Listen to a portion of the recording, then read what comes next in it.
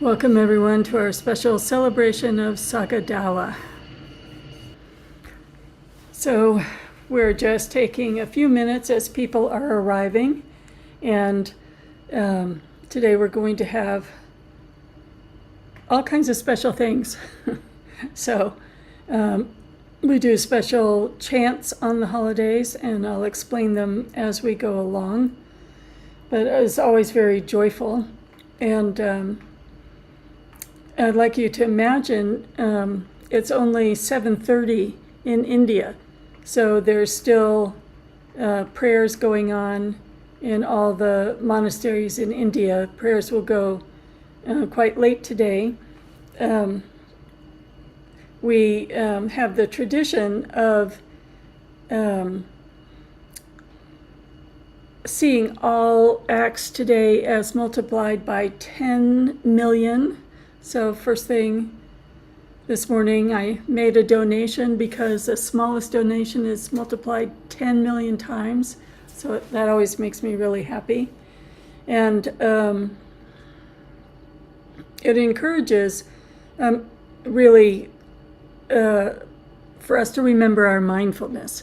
So if we think of every act today being multiplied 10 million times, we're much more careful with our acts, both in doing acts of kindness and generosity and disciplining perhaps our impatience and irritation. Okay. So Sarah, would you be our reader this morning? I am outside in the country, Oh. and so you may hear some background noise, but I'll be happy to try to do it. Okay, if there's too much background noise, we'll switch. So slightly different prayers this morning as well.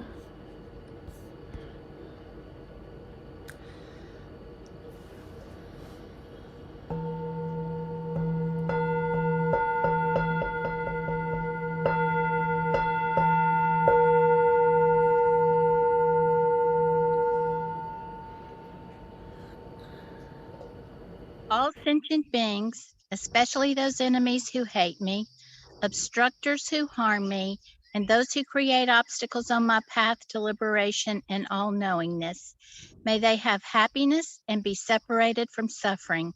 I will quickly establish them in the most perfect and precious Buddhahood. All sentient beings, especially those enemies who hate me, obstructors who harm me, and those who create obstacles on my path to liberation and all-knowingness, may they have happiness and be separated from suffering. I will quickly establish them in the most perfect and precious Buddhahood. All sentient beings, especially those enemies who hate me, obstructors who harm me, and those who create obstacles on my path to liberation and all-knowingness, may they have happiness and be separated from suffering. I will quickly establish them in the most perfect and precious Buddhahood. Thus, until I achieve enlightenment, I perform virtuous deeds with body, speech, and mind. Until death, I perform virtuous deeds with body, speech, and mind. From now until this time tomorrow, I perform virtuous deeds with body, speech, and mind. In the Buddha, the Dharma, and the Sangha most excellent, I take refuge until enlightenment is reached. By the merit of generosity and other good deeds, may I attain Buddhahood for the sake of all sentient beings. Until I attain the heart of enlightenment, I take refuge in all the Buddhas. I take refuge in the Dharma and likewise in the assembly of the Bodhisattvas. As the previous Buddhas embraced the enlightened mind and progressed on the Bodhisattva's path, I too, for the benefit of all sentient beings, give birth to bodhicitta and apply myself to accomplish the stages of the path. May all mother sentient beings, boundless as the sky, have happiness and the causes of happiness. May they be liberated from suffering and the causes of suffering. May they never be separated from the happiness which is free from sorrow. May they rest in equanimity, free from attachment and aversion. May all mother sentient beings, boundless as the sky, have happiness and the causes of happiness. May they be liberated from suffering and the causes of suffering. May they never be separated from the happiness which is free from sorrow.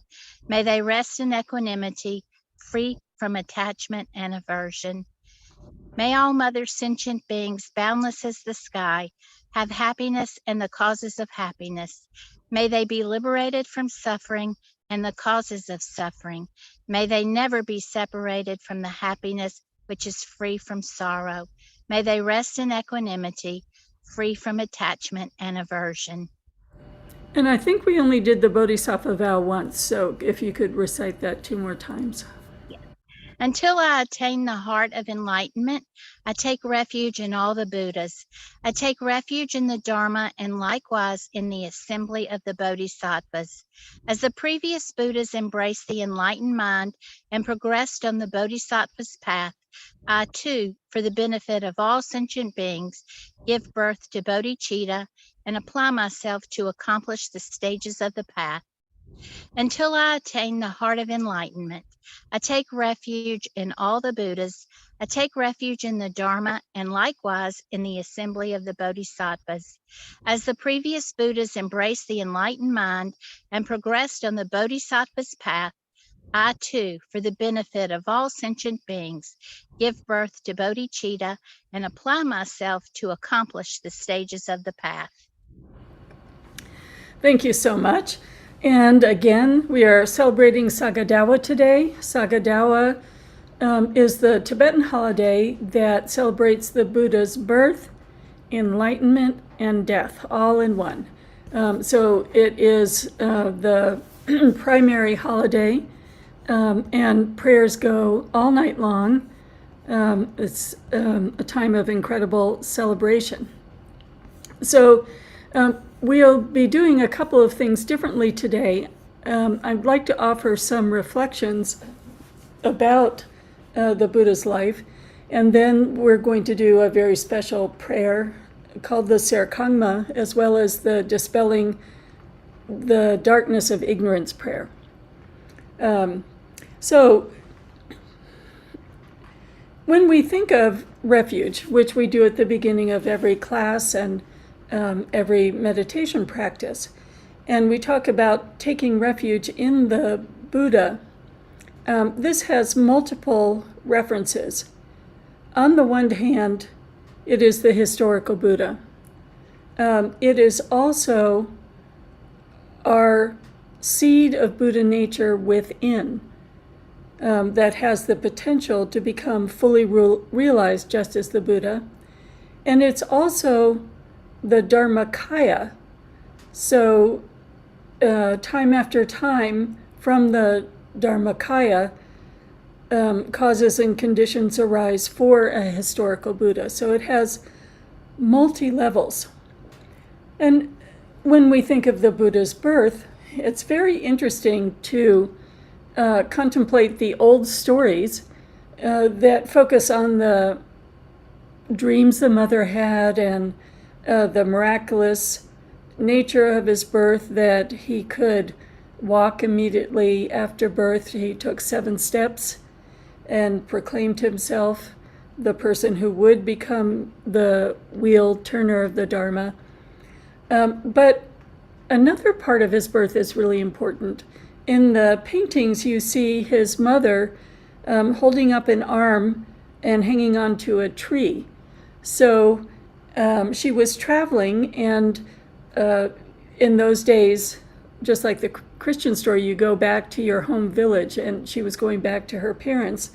And they stopped in Lumbini.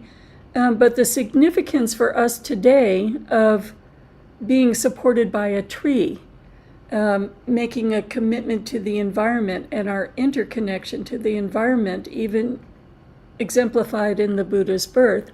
But as she was holding her arm up, the story is that she came out of the mother's side instead of a vaginal birth. And the point of that, or the significance of that, is that he didn't cause his mother any pain. So even the entrance into a human birth did not cause suffering to another being, in this case, his mother. And we know from our families, and those of us who are mothers, labor can go on for days and days and be extraordinarily painful. So contemplating the kindness, and then seeing that just like today, childbirth is very dangerous, and his mother died shortly after his birth. So the next significant thing about his birth is that he was born a prince destined to become a king. And so the point of that is not that he was upper class, that he was, like King Charles, destined to have everything. The point of that is the life of the Buddha is teaching by each and every interaction he had and each and every step that he took. And in every era in which there's a Buddha, one of the first things that's demonstrated is renunciation. So he had to be at the pinnacle of society, having the most security, the most privilege, the most wealth, the most education, the most comfort, to be able to say, truly in this world, there is nothing that is satisfying to the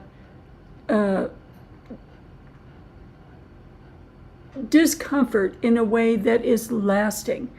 Even kings get sick. Even queens give birth. Even kings experience old age and death. So all of samsara, whatever the world can offer, is not enough to have an unchanging peace, an unchanging inner happiness that doesn't have ups and downs. So he has to be able to experience the pinnacle to demonstrate letting go of samsara. And then if we think of today, what it means to completely get low of privilege, we have a much greater sensitivity and understanding of each and every person's kinds of privileges, and how much we see ourselves and others holding on to those privileges with the illusion that there's going to be some security in them, the illusion that there's going to be some protection in them. And really, when we turn our minds towards renunciation, it means letting go of privilege. The other thing that he demonstrates is in renunciation, in letting go, in departing from his family, it wasn't an abandonment. Sometimes we hear the story of Buddha departing from his family and connect it to the confusion in our times in which we abandon relationships, abandon our families, and go on some illusion of a heroic quest in which the hero is changed into a different person. This is a misunderstanding. It's looking through a cultural lens.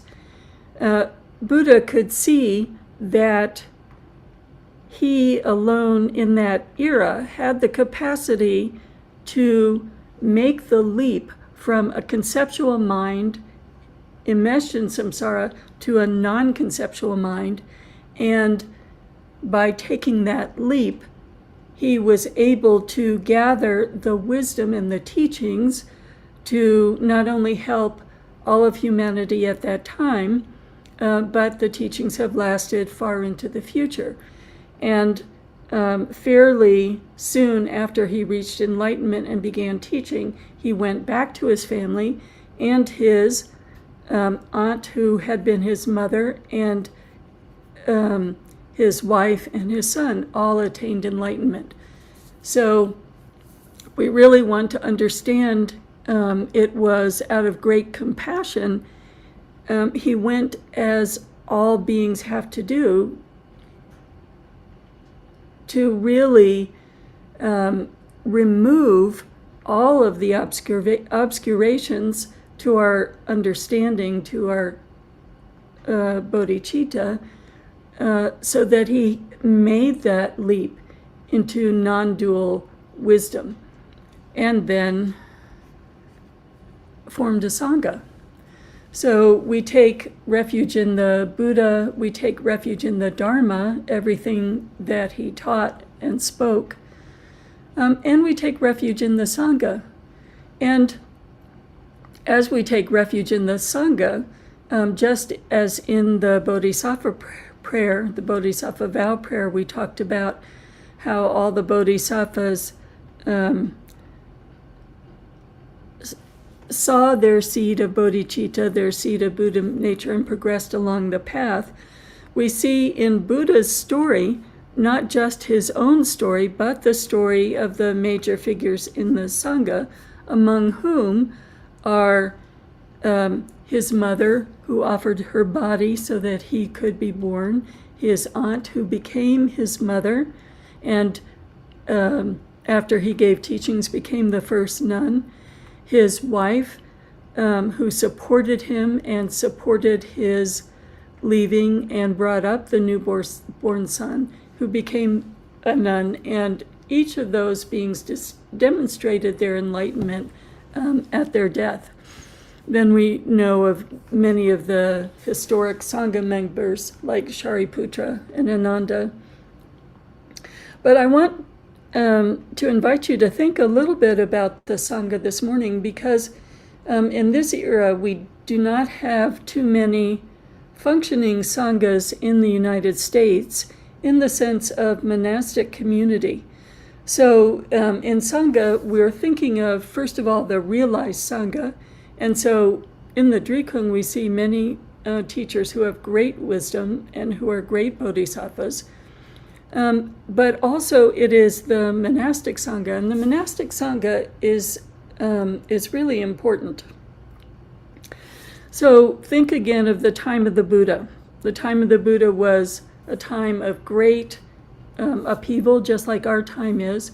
But imagine if the Buddha was teaching today and he went to Washington, D.C., and his evident peace of mind, his Vajra peace that is absolutely undisturbed by any view, by any discussion, by any polarization, his great compassion, accepting everyone as a student who comes to listen and not distinguishing one class, one gender, one race, one political party versus another political party, that there is no division in his mind whatsoever.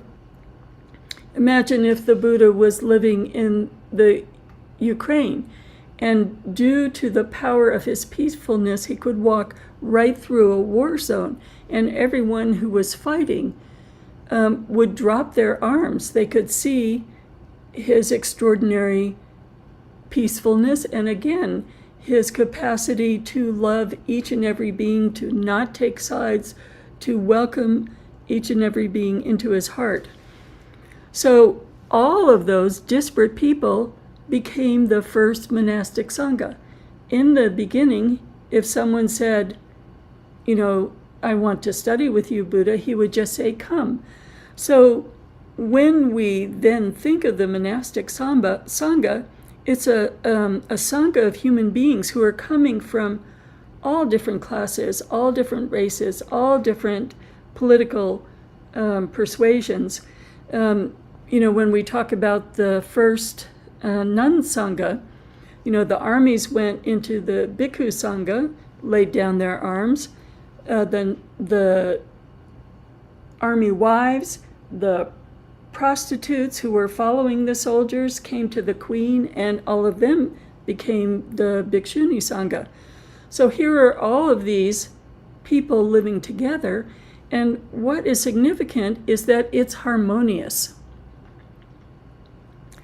So the harmonious Sangha is guided by the Vinaya, guided by Buddha's specific evolution of the teachings, so that every time there was an argument or a discussion or someone acting out, Buddha would say, well, don't do that anymore, or no, you can't do that anymore. And that became one of the Vinaya rules. So those rules become a discipline for creating harmony. It's not a discipline for, you can't ever do that. It's more, this is what keeps this wild congregation of so many different kinds of people in unity and supporting each other and respecting each other and behaving kindly towards each other. So we need in our world these examples of harmonious community, because it is rare, and it is such an extraordinary legacy for the Buddha to leave behind. And the reason we mark his death today is because we are paying attention to the impermanence of the historical Buddha's life, and that we can't count on these wonderful teachers to go beyond a human lifespan, which means we have to take up the paths ourselves. What is that old saying? Being the change in the world that we want to see. And the Sangha takes on essentially like medical school.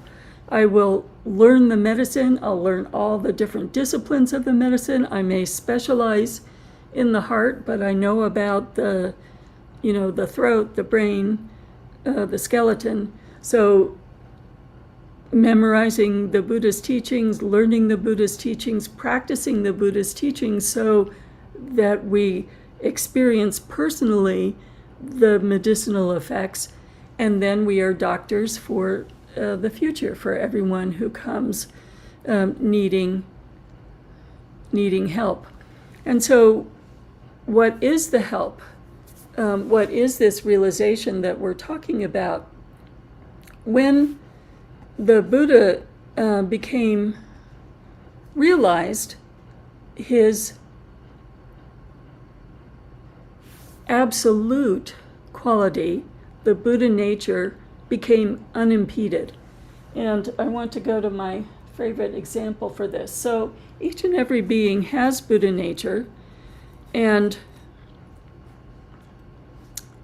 if we think about the path is using the words of the Buddha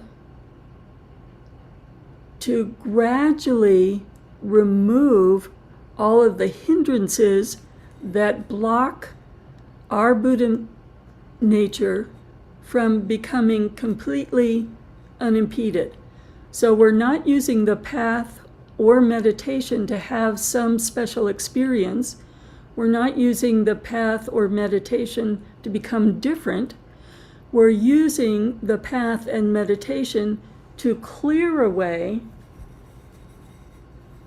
all of our negative emotions, all of our subtle obscurations, until our seed of Buddha nature is completely unimpeded and full of qualities. So this is an extraordinary shift, because when our mind is dualistic, when we have thoughts, when we have experiences, they're always interdependent with our senses, interdependent with memories, interdependent with everything we have read and experienced. So they're made of parts. They're made of moments of thinking, moments of meditation that are constructed conceptually a little bit. If something is made of parts, we say that it's compounded. And anything that's compounded, everything that is made of parts, is interdependent with those parts, and because it has parts, impermanent. The realization that the Buddha had not only was peace, but it was beyond conceptuality, beyond dualism, beyond being made of parts, or we would say beyond being compounded. And so it is unchanging and permanent.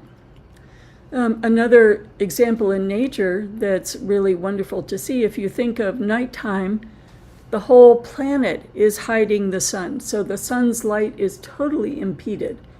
And then at sunrise, the sun's light starts to reach us, but there may be clouds, there may be haze, there may be, the residue of smoke from the wildfires. So it's not unimpeded. What we are doing with Dharma and the path is removing everything that impedes the light of our Buddha nature, which is becoming fully realized and which is inseparable in fruition from the Buddha's realization.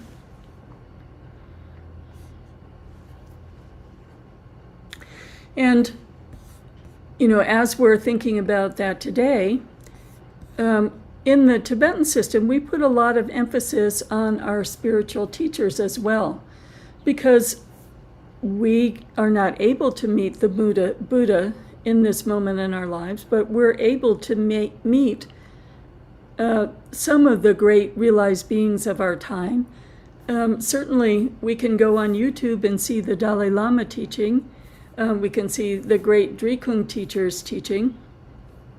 And due to our connection to them, we meet the path, we meet the Buddha's realization. So we have tremendous appreciation and dedication to these extraordinary teachers who are greatly realized. And one of the prayers that we do on these special occasions is called the Serkangma. And this is an offering prayer that was written by the founder of our lineage, Lord Jigten Sumgön, to his teacher, Pegmo Drupa. And it's been recited ever since Lord Jigten Sumgön, I think it was 1100 sometimes, because it is such a complete and beautiful offering. And he is offering not only all of samsara, but you'll see in the prayer, he's also offering his potential realization with the confidence in the path that he was taught by his teacher that goes directly back to the Buddha's teachings, but also confidence in his own capacity. So we have been talking about compassion and mind training in Sunday Dharma now for 3 years. And so sometimes people express, oh, I'm so imperfect. I hear the mind training teachings, but I'm so imperfect. And what I love about this prayer is Lord Jigten Sumgön is seeing not his imperfections, but seeing the fruition and offering that future fruition along with everything else to his teacher. So I'd like to do this with everybody participating, going through the prayer a little bit slowly and thoughtfully, with each person reading a section. But you'll start to see how this prayer references how meaningful it is. He talks about his teacher as meaningful to behold. The gratitude that's arising in his heart. And if we think of ourselves today, here we are in the US, it would have been very easy for us never to have encountered the Dharma. So many people we know never have encountered the Dharma. So many people have lives that are so busy, people with multiple jobs. Even if the Dharma were available, they would have no time to go and sit and learn. And some people are in such sad circumstances. They have a human birth, but their lives are so hard and so difficult. Not even a syllable of the Dharma gets through to them in this life.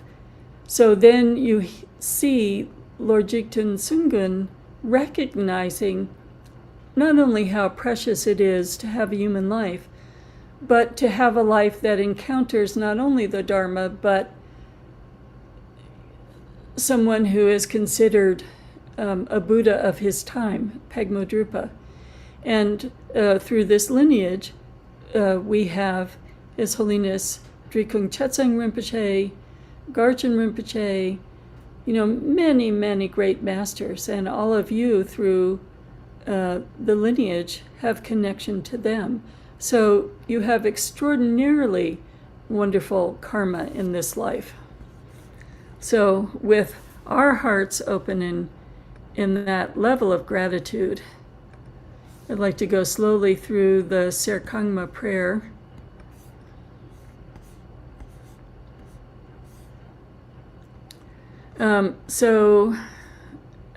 Joanne, would you like to start with the reading?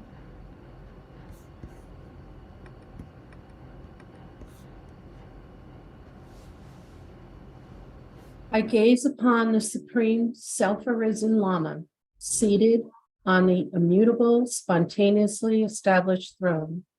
Here, in the mandala of primordial pure mind, as it is, in the supreme palace of all victorious ones of the three times. I gaze upon the Supreme Lama, who is meaningful to behold.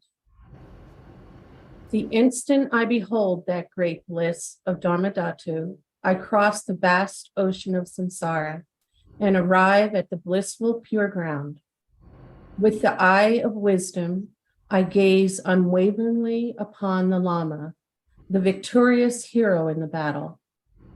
Just by remembering that refuge, all the afflicting emotions, thoughts, and hordes of Maras are defeated. In your body, the victorious ones of the three times of all 10 directions appear together with their offering. With joy, I gaze upon your body, adorned with all the major and minor marks, seated on the throne of fearlessness, lotus, sun, and moon. Three kayas, nature of the moon. Vajradhara, you are inseparable from great bliss. Bowing down to you with innumerable bodies like cloud banks, yearning with a full voice, I prostrate and go for refuge. Your body, the nature of precious bodhicitta, is inseparable from all the victorious ones of the three times. Thus, all Buddha fields are permeated by your body, and within your body, all Buddha fields appear. I bow down to the glorious one. Okay, and Annie, if you'd like to continue. With your flawless, melodious speech, like an ocean of ambrosia, you show all phenomena to be unborn, thereby defeating the Mount Meru of views. I prostrate to your unhindered Vajra speech. In the mandala of immutable mind beyond thought, you never move from the equanimity state of Dharmadhatu. It holds the wisdom power of knowing the three times. I prostrate to the spontaneously established non-duality. Even if expressed during all oceans of kalpas, by all the victorious ones without exception, the qualities of your body, speech, and mind would not be completed. I prostrate to you who possesses limitless qualities. Until the ocean of samsara is exhausted, you perform the supreme activities that ripen all sentient beings. I prostrate to you, the Lama, who is the manifold, effortlessly arising, unceasing, supreme refuge. Oceans of emanated offerings to you delight the victorious ones and ripen all sentient beings. Having completely filled the Dharmadhatu, I make this unsurpassed offering unceasingly. Okay, Christine, can you continue, Chris? From the heart palace of the great being radiates the light of immeasurable bodhicitta. Thus, in all the pure lands of the 10 directions, innumerable beautiful offering goddesses manifest, holding water, flowers, incense, lamps, supreme scents, and food. From the cloud banks of offerings, rain falls, delighting the victorious ones of the 3 times. Thereby filling the spheres of realms, I make offerings to the victorious ones of the 3 times. Light radiates once more from the body of the victorious one, manifesting parasols, victory banners, draped banners, canopies, musical instruments, garments, precious jewels, medicine, and grains. I offer ocean-like cloud banks of these manifold offerings. The 7 precious royal attributes, like the wheel, the 7 subsidiary ones, like the mansion, the auspicious substances, the substances of the cities, and so on, have arisen from the 2 accumulations. Please accept these offerings. Okay, Anne, would you like to read? Furthermore, I behold in my mind and offer to the protector all offerings throughout the limitless pure lands of the victorious ones that belong to an owner and do not belong to an owner, and all that is worthy to be offered. I offer all pure lands of the victorious ones of the 3 times, which are the very pure mandalas of the 3 kayas, completely filled with flawless prosperity. Please accept these offerings, you, the Lord of Compassion. To you, protector, I offer my body, speech, and mind, all wealth equal to space without exception, and all the virtues accumulated in the 3 times.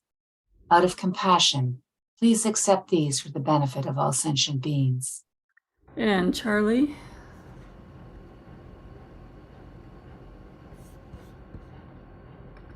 By seeing, hearing, smelling, tasting, touching, and recollecting the Vajra goddesses of form, sound, odor, taste, and tangible objects, the 3 obscurations are purified. I offer the goddesses of sensual objects to you. Please accept them, immaculate victorious Lord. The Vajra goddess of body, nature of form, is the supreme goddess of fully purified ignorance. I merge her with the eyes of the Lama, Lord of Dharma. Please accept this in the great bliss of non-duality. The Vajra goddess of mind, nature of sound, is the supreme goddess of fully purified hatred. I merge her with the ears of the Lama, Lord of Dharma. Please accept this in the great bliss of non-duality. And Nancy, if you want to continue. You're muted. Okay. The Vajra goddess of qualities, nature of odor, is the supreme goddess of fully purified arrogance. I merge her with the nose of the Lama, Lord of Dharma. Please accept this in the great bliss of non-duality. The Vajra goddess of speech, nature of taste, is the supreme goddess of fully purified desire. I merge her with the tongue of the Lama, Lord of Dharma. Please accept this in the bliss of non-duality. The Vajra goddess of activity, nature of tangible objects, is the supreme goddess of fully purified jealousy. I merge her with the body of the Lama, Lord of Dharma. Please accept this in the bliss of non-duality. And Kathy? The Vajra goddess of primordially emptiness of all phenomena, nature of sound, is the supreme goddess of fully purified mind, as it is. I merge her with the mind of the Lama, Lord of Dhamma. Please accept this in the great bliss of non-duality. I offer means and wisdom inseparable, the Supreme Victorious One, the 5 families with consorts, the assembly of Viras and Dakinis, and the Buddhas filling the limitless sky. Please accept this great bliss from the quality of all phenomena, the ocean-like samadhi. Oceans of unwavering manifestations arise and guide all beings. Please accept the assemblies of the victorious offspring, the bodhisattvas, who rule all Buddha fields. And Barbara?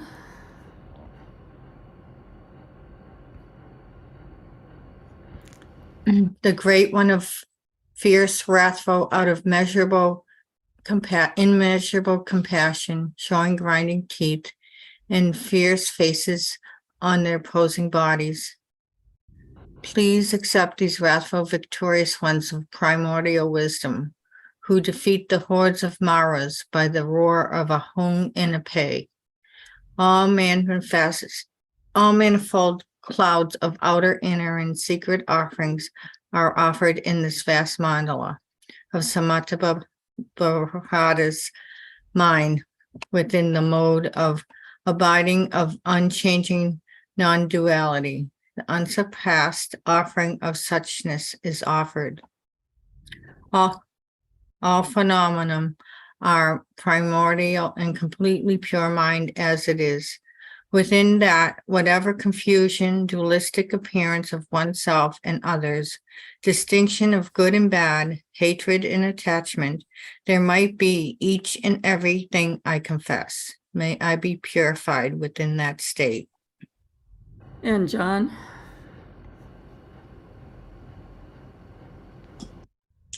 With a happy mind, I rejoice in all virtues of all the victorious ones of the 3 times, of the assemblies of the superior ones, of the unceasing wheel of the 2 accumulations, and of sentient beings.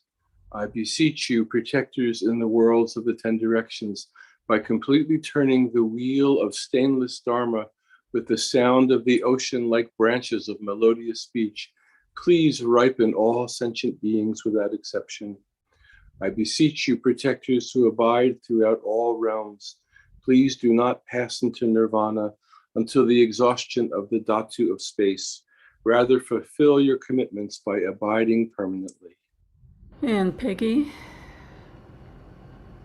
May all sentient beings be established in the unsurpassed supreme state by this virtue, by the virtues accumulated in the 3 times throughout all samsara and nirvana, and by the undefiled innate virtue, by the light rays of immeasurable great compassion from the palace of body, speech, and mind of the victorious one. Please purify my body, speech, and mind, and thus transform it into your body, speech, and mind. Protector, as you made offerings and delighted the sublime Lama, likewise may I always offer ocean-like clouds of offerings and delight you. May I follow in your footsteps. May I perform limitless activities that do not even waver a hair's tip with respect to the liberation of your body, speech, and mind. And Kathy Breen? May I turn, may I renown for the 3 worlds. Thus may anybody, just by hearing my name or remembering me, be completely liberated from the tormenting suffering and attain the state of great bliss of the victorious ones. May I turn into any form equal to the expanse of sentient beings, taming them according to their needs. Thereupon, may they take refuge joyfully and be established in the unsurpassed supreme awakening. Those ones who are oppressed with the shrouds of ignorance, who lost the path, who are threatened by afflicting emotions, such as the henchmen of the Lord of Death, may spontaneously remember me and instantly find the supreme path. becoming the inexhaustible wheel of ornamentation which is body, speech, and mind of all victorious ones of the three times, may I completely dry out the ocean of samsara and establish all sentient beings in the unsurpassed supreme state. In all my lives, may I never be separated from the authentic Lama and enjoy the glories of the Dharma. By completely perfecting the qualities of the bhumis and paths, may I swiftly attain the state of Vajradhara. So let's rest here for a moment and really open in gratitude all along the progression of time in all the different countries. There have been great heroic beings who have completely dedicated themselves to following in the footsteps of the Buddha, to following in the footsteps of the Bodhisattvas, so that they become completely realized and blossom again with the capacity to benefit all beings in their time. And we are connected to Lord Jigten Sumgun directly. Other people in other traditions are also connected to these great beings. So let's first start with appreciation and gratitude.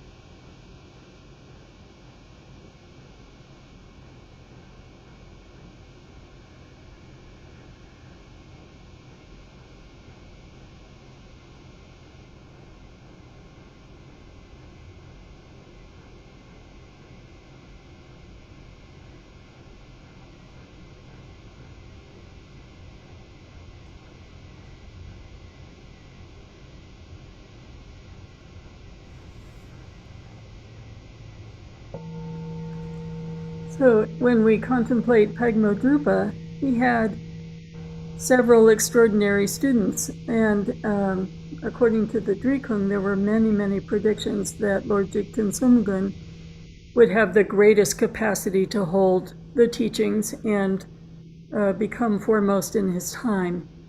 But each of these Kagyu teachers were quite extraordinary, and imagine the Drikung Kagyu is 800 years old. So the capacity of Lord Jigten Sumgun not only to complete his own realization, but then teach and guide others so that we receive intact teachings 800 years later. And then the power of Pegmo Drupa, who had students of such magnitude that I think there are 8 surviving lineages in the different Kagyu systems. So each of these beings had an enormous understanding of the task of renunciation and dedication to the path. And sometimes that can seem beyond our capacity. And when it seems beyond our capacity, then we remember that we are progressing along the path in their footsteps, and the seed of Buddha nature that is innate within us, cannot be in any way damaged or changed. That seed is there. So as we follow in their footsteps and gradually remove the hindrances to our own Buddha nature, then we too will have the same realization. My magic crystal disappeared. Oh, here it is. So as challenging as it seems at times, it is still like a flower gradually opening more and more as we continue with the teachings. Oh, it's because I have the blur on. As we continue with the teachings, and step by step, even if it's the tiniest speck of dust that comes off day by day, it's still a gradual uncovering of the great sun of our Buddha nature that will one day shine unimpededly. So now we're going to go to a prayer composed by one of the great Buddhas of our lifetime, His Holiness Drikung Kabgyan Tetsang Rinpoche, the head of the Drikung Kagyu lineage.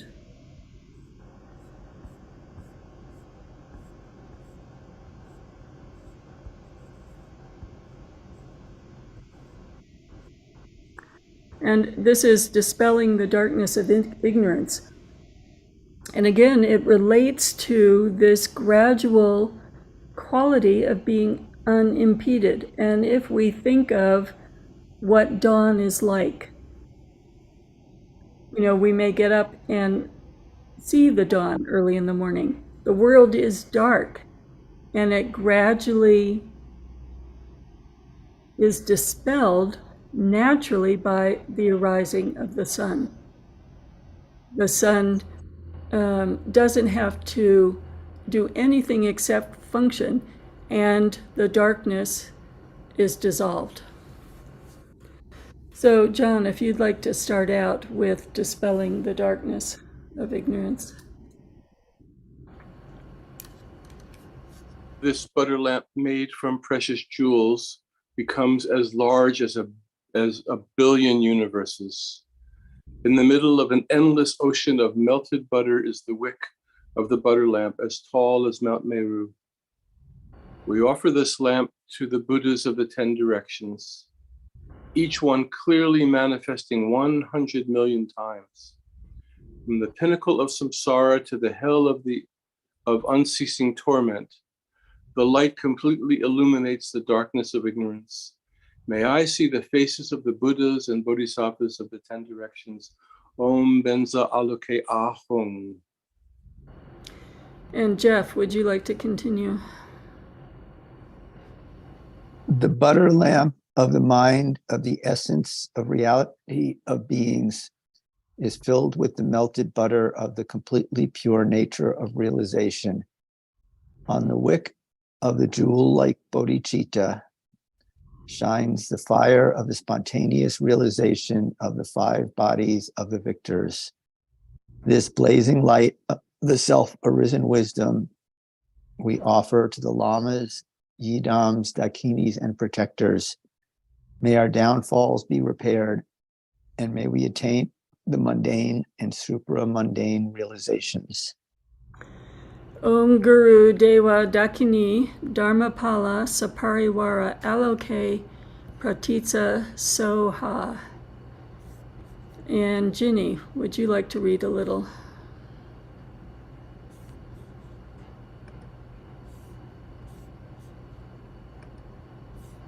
Oh, Ginny, you need to unmute.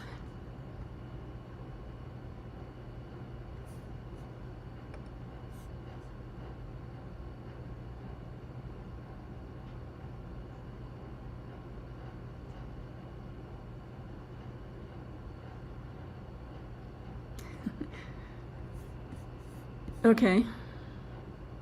Sorry. Through the clear illumination of this lamp, wonderful and marvelous, this offering to the lamas, yidamas, dakinis, and dharma protectors, and the collection of the deities of the mandalas of the infinite pure lands in the 10 directions, including the 1,000 Buddhas of this fortunate kapla. May the sentient beings in the 6 realms from now on and in all their lifetimes have visions of all the Buddhas' pure lands. May they become one with Buddha Amitabha, the protector of infinite light. According to the state, higher than the sky, of the deities of the three jewels and the three roots, by the power of the touch, please bless us to immediately realize this prayer. Tao Pada Ta Pansa Drama Ava Buddha. I'll read this one. Teata Pensandria Awa Buddha Naya Soha. So if you have a light nearby, or after this practice, you can light a candle, thinking of how all cultures gravitate to candles as lighting lights, as a direct example in our world of the blazing wisdom of truth, dispelling the darkness of ignorance. And then we have one final prayer, and I see Allison and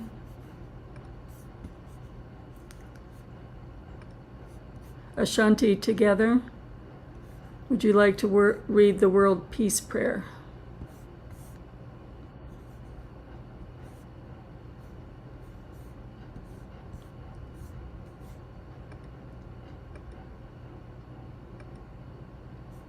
You're muted. I'm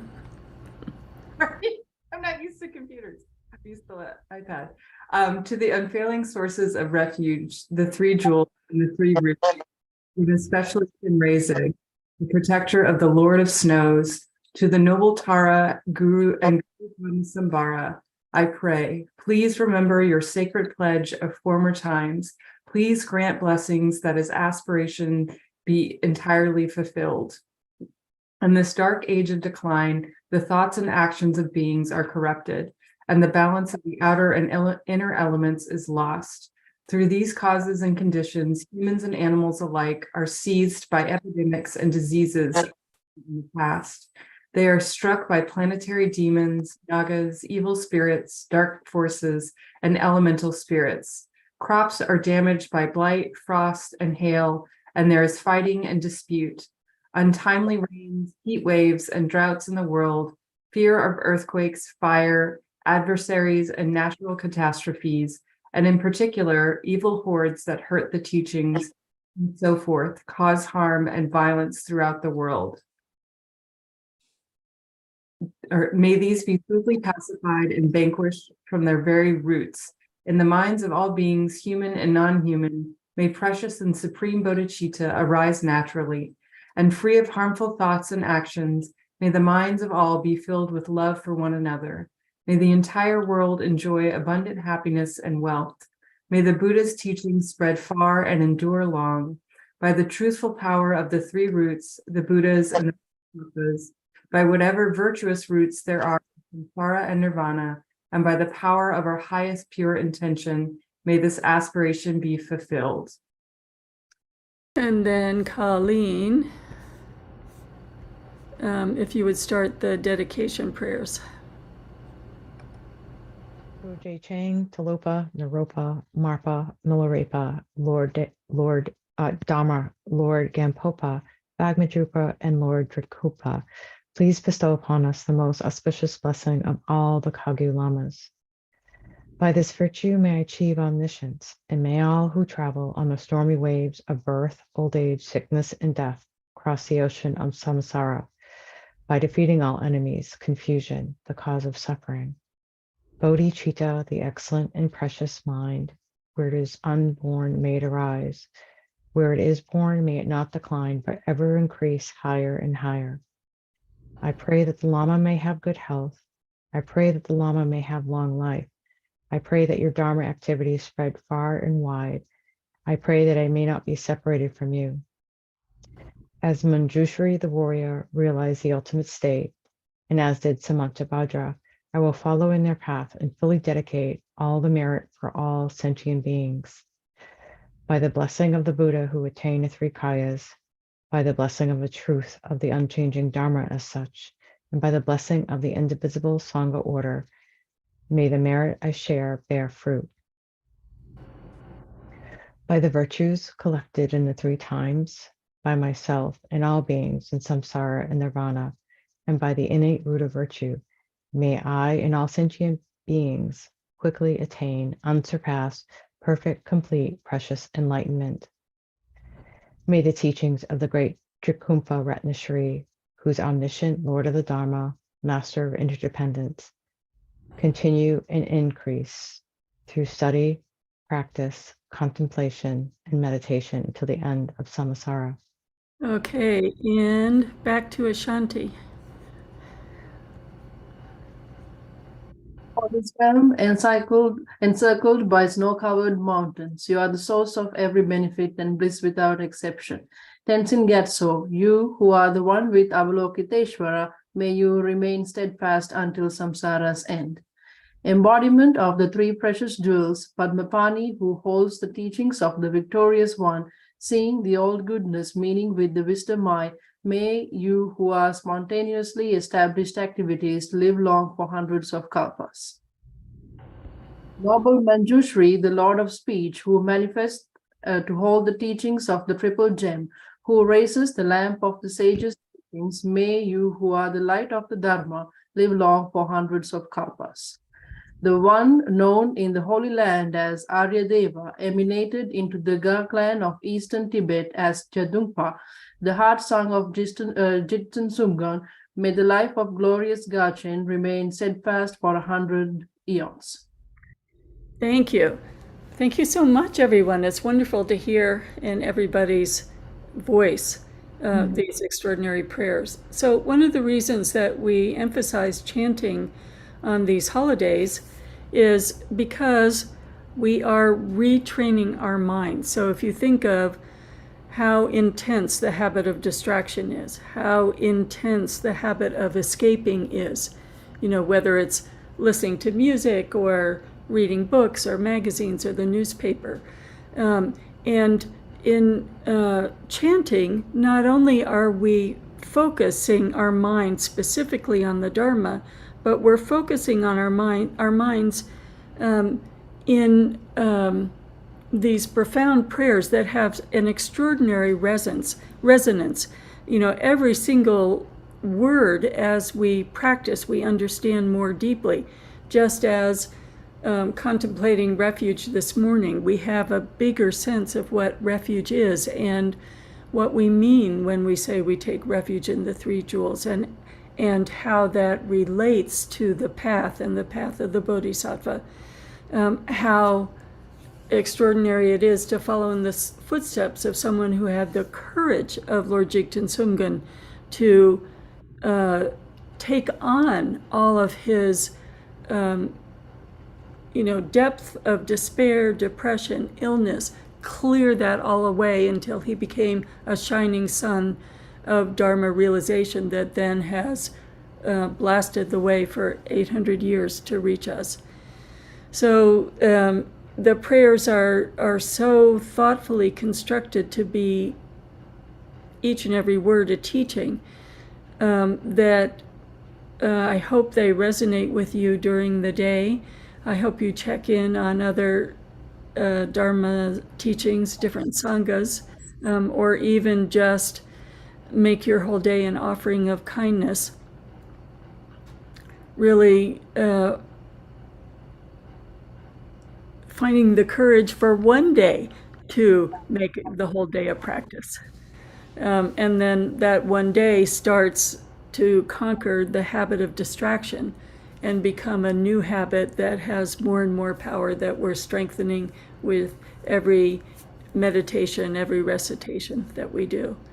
So, happy Sagadawa, contemplate the teaching of Buddha's life, the teaching of Mahadevi's life, Yasodhara's life, Lord Jigten Sumgön's life, and see you next Sunday. Take care. Thank you. Thanks so much. Thank Okay, you so so- much. Thank you, Khenmo. Thank you, everybody. Thank you, everybody. Thank you, Khenmo. Thank you. Thank you. Thank you. Thank you.